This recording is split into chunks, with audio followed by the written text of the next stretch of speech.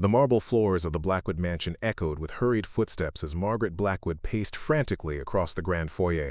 Her designer heels clicked against the polished stone, each step marking another moment her 17-year-old son David had been missing. The crystal chandelier cast dancing shadows on the walls, but the opulent surroundings offered no comfort to the distraught mother. "He's been gone for 3 days," she whispered to her husband, Richard Blackwood, whose steel-gray eyes reflected the same panic she felt.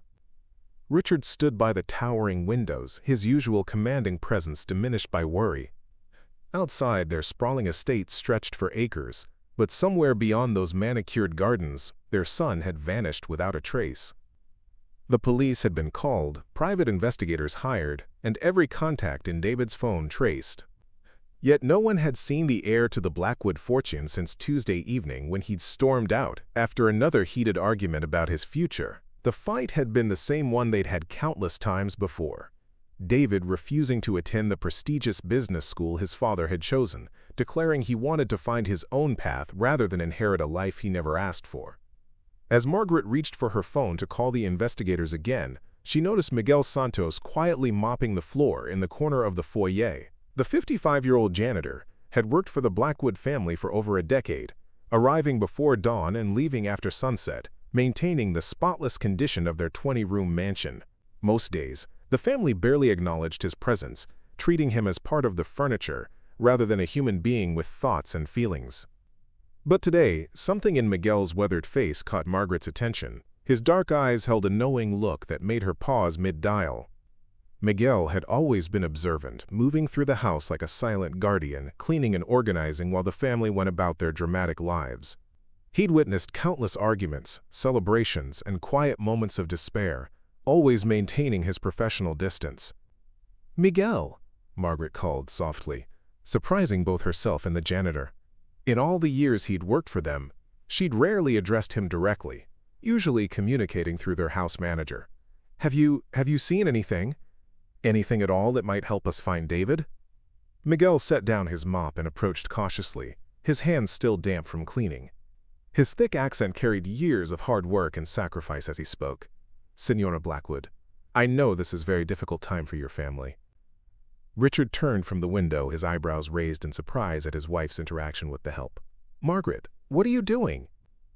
"The professionals are handling this." But Margaret held up her hand, something in Miguel's demeanor telling her to listen. The janitor glanced nervously between the wealthy couple, clearly uncomfortable being the center of their attention.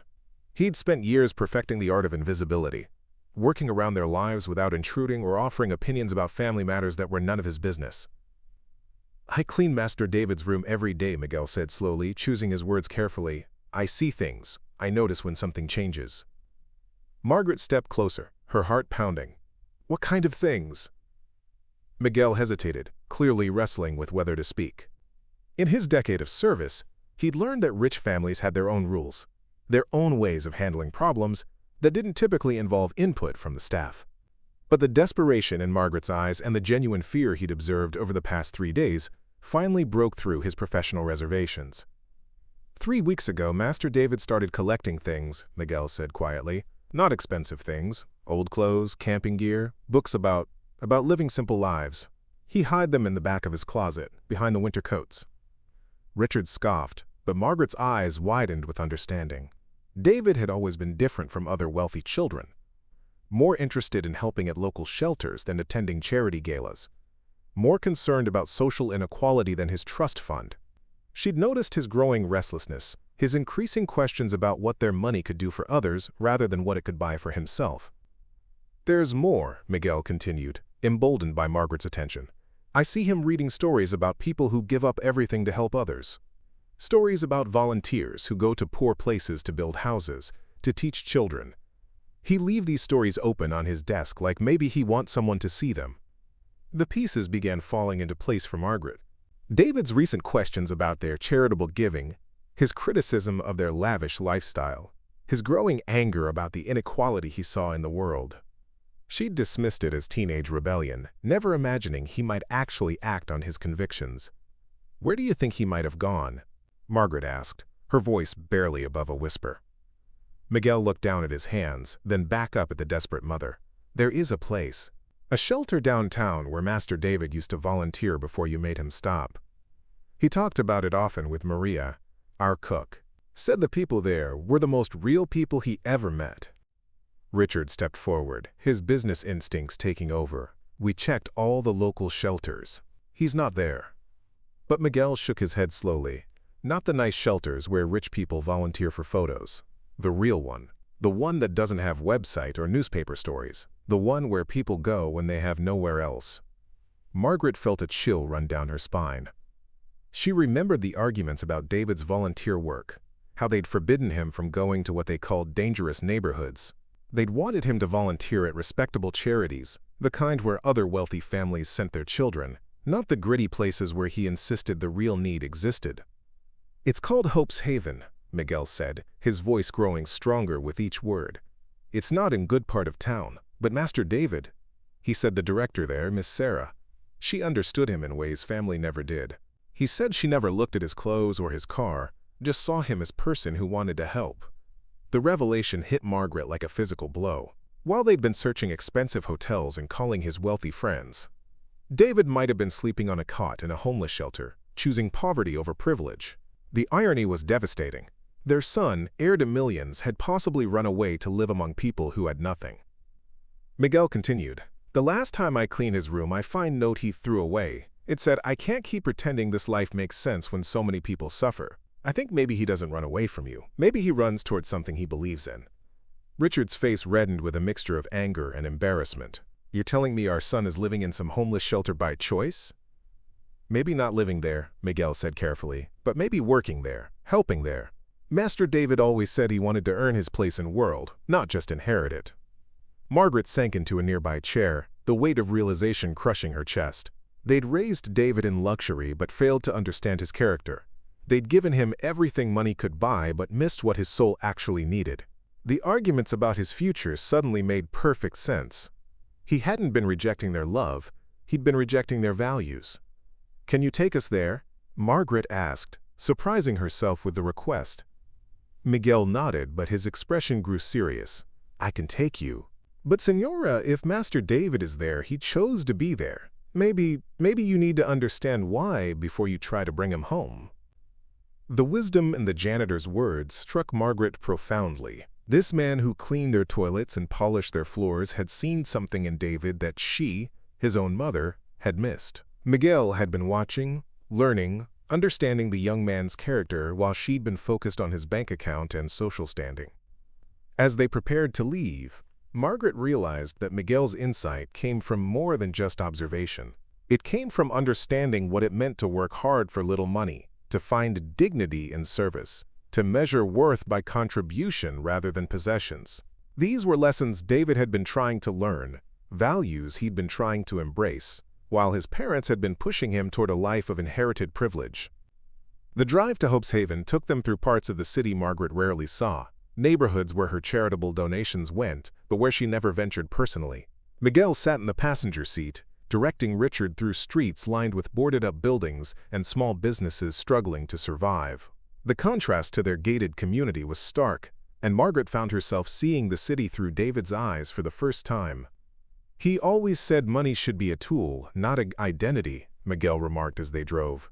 "Master David, he felt guilty about having so much when others have so little. But you and Senor Richard, you taught him to be proud of wealth instead of responsible for it." Richard's knuckles whitened on the steering wheel. "We worked hard for what we have. We wanted to give David every advantage." "Sigh, but Master David, he didn't want advantages," Miguel replied gently. "He wanted to earn his place. He wanted to matter for who he is, not what he owns." They pulled up in front of a modest building with peeling paint and a simple sign reading, "Hope's Haven, all welcome." Margaret's heart pounded as she realized this might be where her son had chosen to spend the last 3 days. The building looked nothing like the pristine charity events she attended, nothing like the sanitized volunteer opportunities she'd approved for David in the past. Miguel led them through the front door into a world completely foreign to the Blackwoods. The lobby was clean but clearly worn, filled with mismatched furniture and the quiet conversations of people who had nowhere else to go. The air smelled of industrial soap and coffee, basic but honest scents that spoke of practical care rather than luxury. A woman in her 40s approached them, her kind eyes taking in their expensive clothes with neither judgment nor deference. "I'm Sarah Martinez, the director here. How can I help you?" "We're looking for our son," Margaret said, her voice trembling. "David Blackwood. He's been missing for 3 days and we think he might be here." Sarah's expression shifted to one of understanding and gentle concern. "David's been volunteering here for 3 days, yes. He's been sleeping in our volunteer quarters and working with our meal program. But he's not missing. He's exactly where he chose to be." Relief and heartbreak washed over Margaret simultaneously. Her son was safe, but he'd chosen this place over their mansion, these people over his family. The rejection stung, but she forced herself to remember Miguel's words about understanding why David had made this choice. "Can we see him?" Richard asked, his businesslike demeanor faltering. Sarah studied them carefully, her years of working with troubled families evident in her measured response. "David is free to see you, of course. But I should tell you that he's been working through some difficult feelings about his life and his purpose. He's not the same young man who walked out of your house 3 days ago." She led them through hallways lined with bulletin boards covered in job postings, GED class schedules, and thank you notes from people who'd found help at the shelter. Margaret read the notes as they walked, seeing heartfelt gratitude for meals, beds, job training, and simple human kindness. The genuine appreciation in those words made her realize that David had found something here that their wealth had never provided: the satisfaction of making a real difference in people's lives. They found David in the kitchen, wearing an apron over clothes Margaret didn't recognize, stirring a large pot of soup while laughing with an elderly man who was setting tables. Her son looked different somehow, more solid, more present than she'd seen him in months. The perpetual tension in his shoulders had eased, and his smile was genuine rather than the polite expression he typically wore at family gatherings. When David saw them, his smile faded into a complex mixture of love, defiance, and sadness. "Mom, Dad, Miguel," he nodded to each of them, unsurprised by their arrival. "I figured someone would track me down eventually." "David, we've been worried sick," Margaret said, stepping forward instinctively. "I know, and I'm sorry for that," David replied, his voice steady and mature. "But I'm not sorry for leaving. I needed to figure out who I am when I'm not just the Blackwood heir." Richard looked around the modest kitchen with barely concealed distaste. "And you think you figured that out by playing house in a homeless shelter?" David's jaw tightened, but his response was calm. "I've figured out that I matter more when I'm helping people than when I'm spending money I didn't earn. I've learned that these people have more dignity and wisdom than most of the wealthy families we know. I've discovered that I can actually contribute something meaningful to the world." Miguel stepped forward, his presence bringing a curious calm to the tense family reunion. "Master David, your parents are scared. They don't understand, but they love you." "I know they love me," David said, his eyes softening as he looked at Margaret. "But they love a version of me that I can't be anymore. They want me to inherit a life that feels empty and meaningless. They want me to be proud of wealth that I had nothing to do with creating." Margaret felt tears building in her eyes as she truly heard her son's words for the first time. The arguments they'd had suddenly made perfect sense, and she realized that David wasn't rejecting their love. He was fighting for his right to define his own worth. Sarah stepped into the conversation with the practiced ease of someone who'd mediated many family conflicts. "Why don't you show them what you've been doing here, David? Help them understand what you've discovered." Over the next hour, David led his parents through Hope's Haven, introducing them to people whose stories challenged every assumption they'd held about poverty and worth. They met Maria, a former teacher who'd lost her home when medical bills bankrupted her family, now volunteering to help others while rebuilding her own life. They encountered James, a veteran struggling with PTSD, who'd found purpose in the shelter's job training program. They saw children doing homework at donated tables, their parents working multiple jobs while pursuing education to create better futures. With each introduction, David's passion became more evident. He spoke knowledgeably about housing policy, job training effectiveness, and the complex web of circumstances that could lead anyone to need help. More importantly, he spoke about these people as individuals with dignity and dreams, not as objects of pity or charity cases to be managed from a distance. "This is what I want to do with my life," David said as they concluded the tour. "I want to use our family's resources to create real change, not just write checks to feel good about ourselves. I want to work alongside people who need help, not look down at them from some charitable pedestal. Richard struggled with his son's words, his business-minded approach to problems failing him in this emotional landscape. David, you can do charity work without living in poverty. You can make donations, serve on boards, support causes from a position of influence. But that's exactly the problem, Dad, David replied with patient frustration. I don't want to help people from a position of influence. I want to help them from a position of understanding. I want to earn the right to suggest solutions by first understanding the problems. Miguel, who had remained quietly observant throughout the tour, finally spoke up. Senor Richard, Senora Margaret, Master David is not running away from responsibility. He is running toward it. He wants to be worthy of the privileges he was born with. The simple wisdom in Miguel's observation hit both parents with stunning clarity. Their son hadn't rejected their values out of rebellion. He'd developed his own values out of conscience. He was trying to find a way to justify the enormous advantages he'd been given by birth, to earn through service what he'd inherited through luck. Margaret looked at her son with new eyes, seeing not a confused teenager but a young man grappling with profound moral questions about privilege and responsibility. The luxury of their lifestyle suddenly felt less like an achievement and more like a burden he was trying to shoulder honorably. What do you want from us, David? Margaret asked, her voice quiet and genuine. David considered the question seriously, his maturity evident in his thoughtful pause.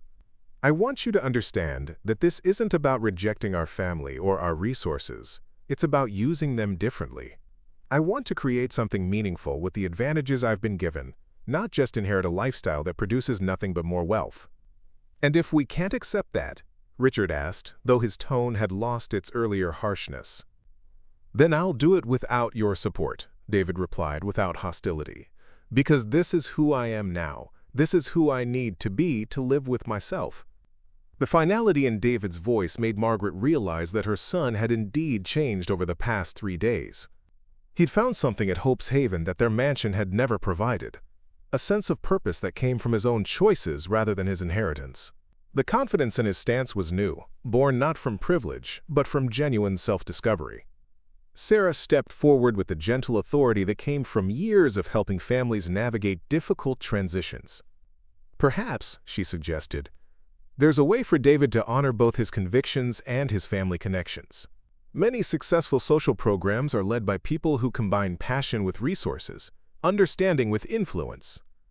Miguel nodded thoughtfully. Master David could learn from both worlds. Poor people need help, but they also need people with power to change systems that keep them poor. The suggestion opened a door that none of them had previously considered. David could pursue his calling while maintaining his family relationships, could use his privilege responsibly rather than simply rejecting it, could bridge the gap between his parents' world and the world he discovered at Hope's Haven. I'd need to do this my way, David said carefully. I'd need to spend real time here, to learn from people like Sarah and Miguel and everyone I've met this week. I can't just parachute in with family money and pretend to understand problems I've never experienced. But you'd come home? Margaret asked, hopefully. David smiled for the first time since they'd arrived, the expression carrying both love and determination.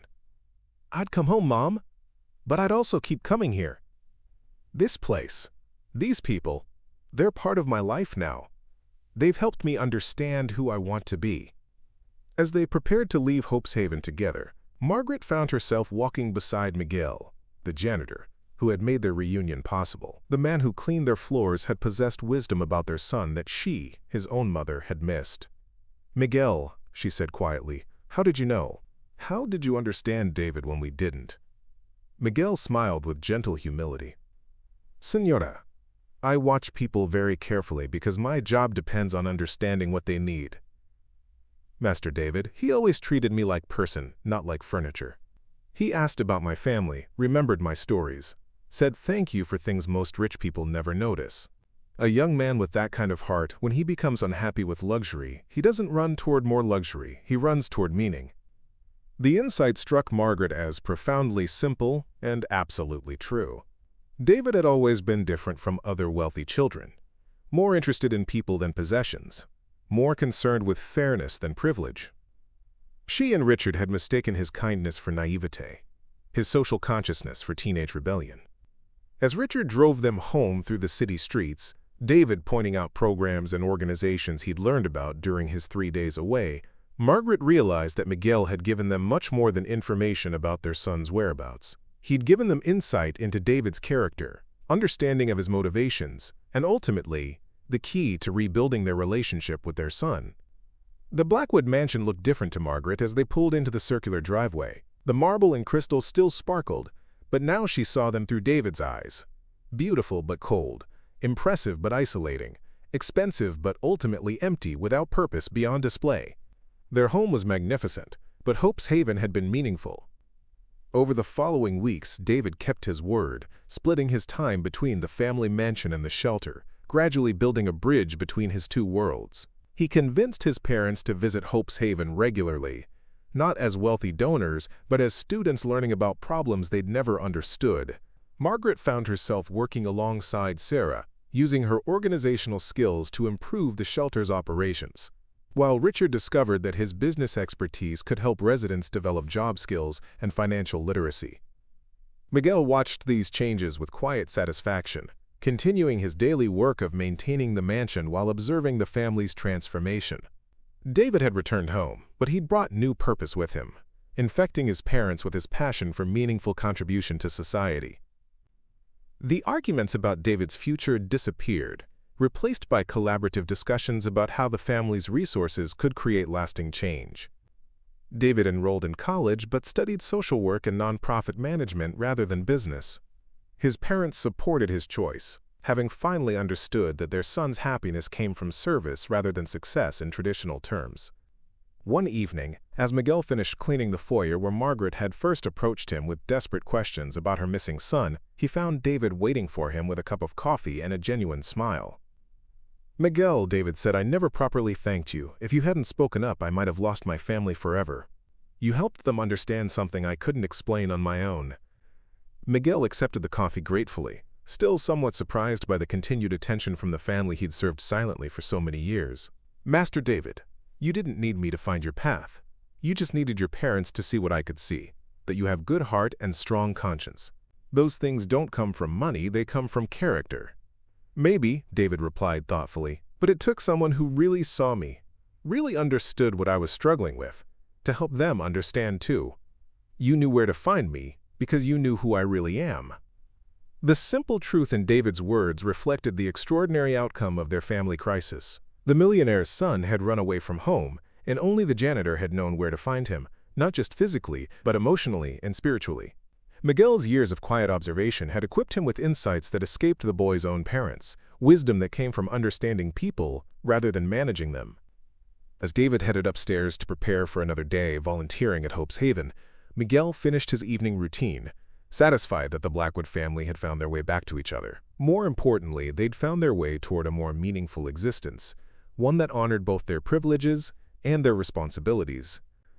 The mansion remained beautiful, but it had become something more than a display of wealth. It had become a home where service mattered as much as success, where character counted more than capital, where a family had learned that true value comes not from what you inherit, but from what you contribute to the world around you. 2 years later, Margaret stood on the stage of the city's convention center, looking out at an audience of over 1,000 people gathered for the annual Hope's Haven Benefit Gala. But this wasn't the typical charity event she once knew. This was something entirely different, something revolutionary that her family had helped create. "Ladies and gentlemen," Margaret said into the microphone, her voice steady and proud, "tonight we celebrate not just the success of Hope's Haven, but the vision of a young man who taught us that true wealth comes from lifting others up." In the audience, David sat at a table with residents and graduates of Hope's Haven's expanded programs. At 20, he had just completed his degree in social work while simultaneously launching 3 new community centers across the city. His trust fund, once a source of guilt and confusion, had become the seed money for initiatives that had housed over 500 families and trained nearly 1,000 people for sustainable employment. But the most remarkable transformation wasn't David's, it was his parents'. Richard had left his corporate position to become the full-time financial director of the Blackwood Foundation, applying his business expertise to maximize the impact of every donated dollar. Margaret had discovered her calling in policy advocacy, using her social connections to push for legislation that addressed systemic poverty rather than just treating its symptoms. As Margaret continued her speech, she spotted Miguel in the audience, no longer wearing his janitor's uniform but dressed in a sharp suit, sitting with his wife and children. 6 months earlier, David had convinced his parents to offer Miguel the position of Community Outreach Director, recognizing that his ability to see and understand people made him invaluable in connecting with families in need. 2 years ago, our son ran away from home, Margaret continued, her voice breaking slightly with emotion. We thought we had lost him, but we discovered that he wasn't running away from us. He was running toward the person he was meant to become, and in finding him, we found ourselves. The audience erupted in applause as David joined his mother on stage, followed by Sarah Martinez, who had become like a second mother to him, and finally Miguel, whose wisdom had started it all. This foundation exists because a janitor saw what parents missed, David said, taking the microphone. Miguel Santos didn't just know where to find me physically.